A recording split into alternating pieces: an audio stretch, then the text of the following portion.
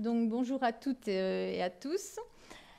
Donc je tiens à excuser d'emblée mon collègue Damien Jaujard qui ne peut pas être là aujourd'hui parce qu'il est mobilisé en tant que jury au CAPES, mais c'est bien avec lui jusqu'au 14 juin que j'ai organisé cette journée. Il est désolé de ne pas pouvoir être avec nous aujourd'hui, mais il a effectivement bien œuvré à l'organisation à cette journée.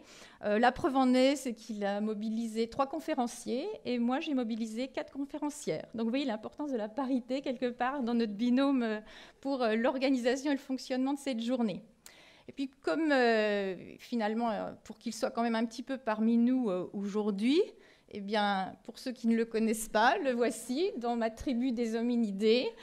Donc voilà, Damien sera quand même un petit peu avec nous.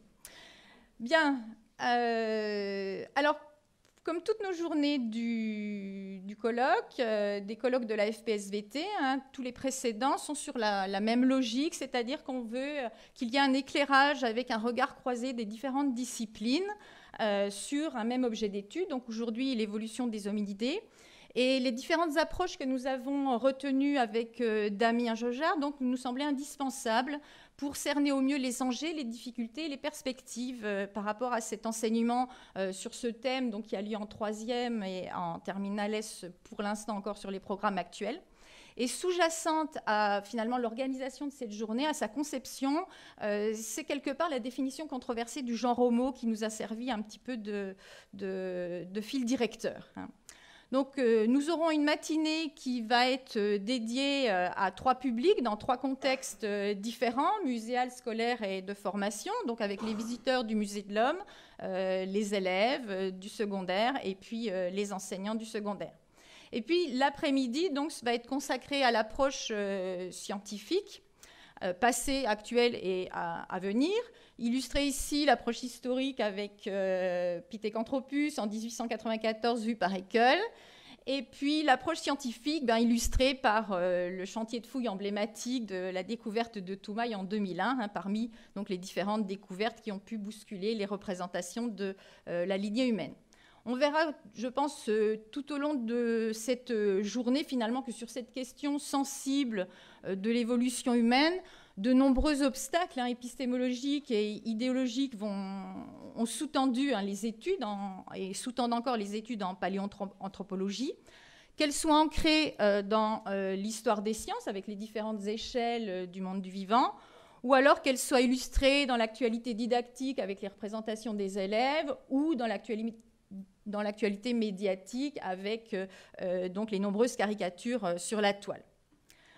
Donc, dans le contexte d'une médiation scientifique, nous aurons le plaisir d'écouter Dominique Grimaud-Hervé du Muséum national d'histoire naturelle.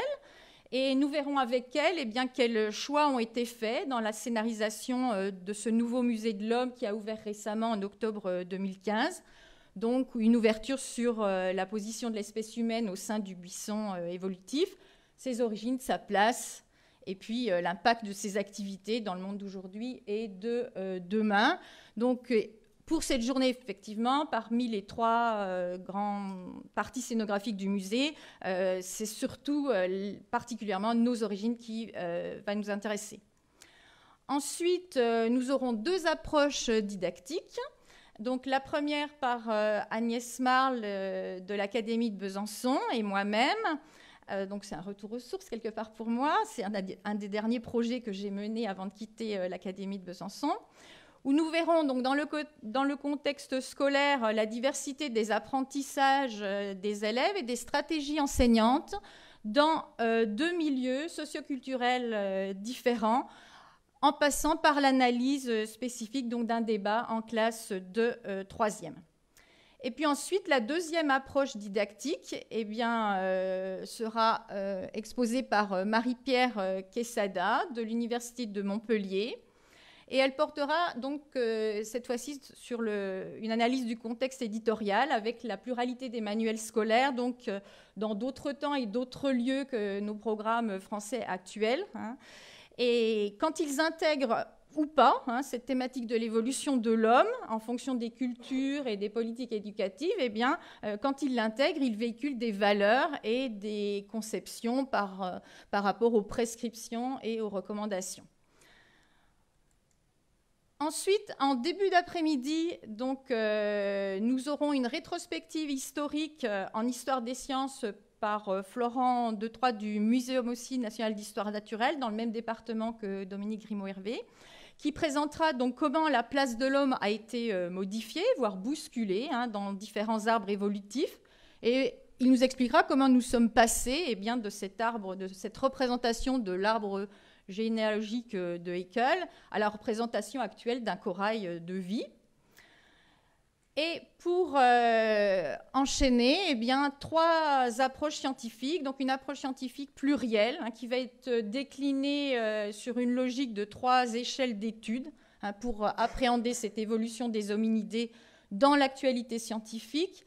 Donc la première par Vincent Le Breton du Muséum national d'histoire naturelle, où là, en relation avec l'environnement, il va nous proposer une ouverture sur les corrélations possibles entre l'évolution des hominidés, spécifiquement le genre Homo, et les facteurs de pression de sélection, hein, qui sont étudiés selon les changements environnementaux au Quaternaire. Ensuite, la deuxième approche scientifique, eh bien, sera présentée par Guillaume Daver de l'Université de Poitiers. Et elle est en relation cette fois-ci avec le groupe Frères. Donc cette communication est une volonté de se décentrer de l'homme, hein, pour aborder les gorilles et les chimpanzés, qui sont beaucoup moins médiatisés et aussi beaucoup plus exceptionnellement archivés. Et enfin, la troisième approche sera un exposé par Eva Maria Gelge de l'Université de Paris Diderot. Et là, c'est une ouverture par rapport aux données génétiques, où elle nous proposera cette diversité des outils et des méthodes, hein, pour reconstruire la phylogénie humaine par cet autre éclairage qu'est la paléogénomique. Donc à l'ère de ces nouvelles technologies d'imagerie, avec ces nouveaux terrains explorés, eh bien, il nous semblait, hein, que la paléoanthropologie a encore de beaux jours devant elle pour étudier donc, ces matériaux fossiles qui sont fragmentaires, peu abondants à l'origine et toujours controversés. Donc je vous souhaite à tous une très belle journée, avec autant de plaisir de vous voir nombreux et fidèles donc, à ces journées de la FPSVT.